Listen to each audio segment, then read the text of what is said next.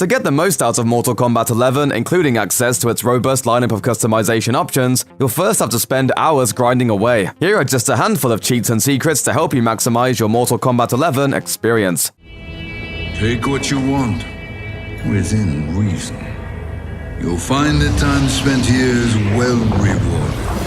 While exploring the Krypt on Shang Tsung's island, you'll come across the Warrior Shrine, a lineup of spiked pedestals framed by the faces of every playable character in Mortal Kombat 11. A treasure chest rests at the base of each pedestal. Though the game doesn't explain this, you unlock the treasure chest by placing the corresponding character's head on the spike. You obtain a character's head by performing 50 fatalities on them in classic towers or towers of time. The chest contains special rewards related to the pictured character, including skins and equipment. Placing 10 heads on spiked pedestals also grants access to Shang Tsung's throne room. This area contains several more treasure chests filled with rare, character-themed items. Divided into multiple areas, you will need to place all 25 heads to access everything. At 25,000 coins each, opening all the chests will cost you a small fortune, but the payoff is worth it.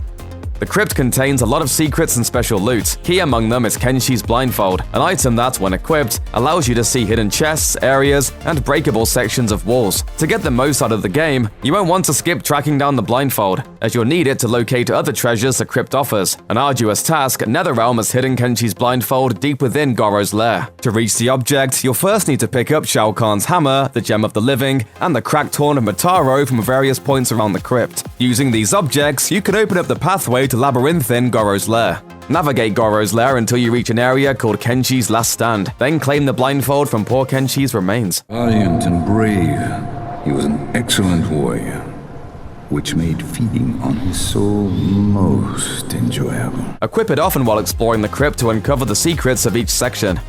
In Goro's lair, you'll encounter a locked door displaying 3 empty indentations. As you might have guessed, the door requires 3 keys to unlock: the mind of the One Being, the soul of the One Being, and the heart of the One Being. Though Mortal Kombat 11 neglects to explain this, you can earn these items by completing finisher challenges in classic towers or towers of time. To retrieve the mind of the One Being, you must perform 10 fatalities. The soul of the One Being requires 10 brutalities, and the heart of the One Being requires 10 mercies. To speed up the process, perform a mercy and follow up with either a fatality or brutality in every match. Unlocking the One Being door rewards you with 5,000 coins. You'll also gain access to a Scorpion Heart chest containing valuable equipment to give you an edge in your future battles.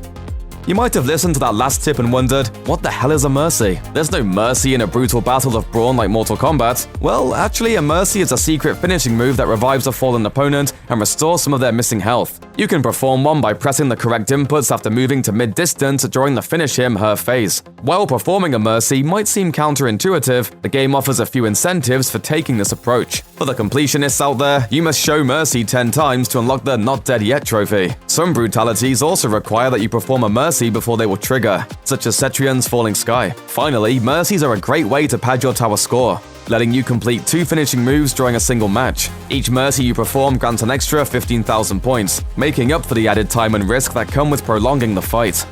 As Sub-Zero, you can swap out the ice clone that appears when you finish a match using a brutality with a snowman, a polar bear, or 2 unique Sub-Zero poses. And sure, it doesn't really nab you any nifty gear or anything, but it's a cool little secret. The actual button inputs differ depending on the system you're using to play. The standard ice clone pose captures Sub-Zero's iconic winning stance from Mortal Kombat 1. By pressing up on the D-pad or analog stick, you can change this pose to resemble a move he performs in Mortal Kombat Deadly Alliance. Finally, by pressing down, you will create a direct copy of his MK11 pose. It's possible the game contains more clone options. However, these are all the figures uncovered so far.